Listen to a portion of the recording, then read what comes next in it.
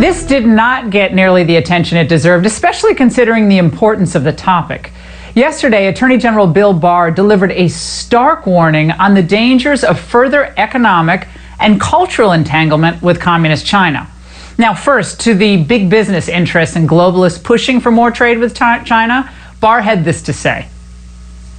The ultimate ambition of China's rulers isn't to trade with the United States. It is to raid the United States. If you are an American business leader, appeasing the PRC may bring short-term rewards. But in the end, the PRC's goal is to replace you. It was a tour de force. China isn't just looking to control our industries, but our cultural institutions as well, from universities to the film industry. Barr called out these bad actors as well.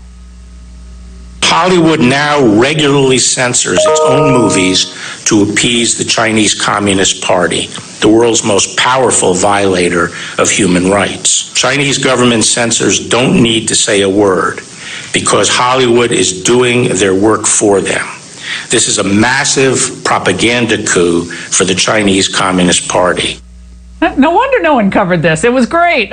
And finally, Barr took aim at the American industry, perhaps most submissive to the whims of Beijing. Hollywood is far from alone in kowtowing to the PRC. America's big tech companies have also allowed themselves to become pawns of Chinese influence.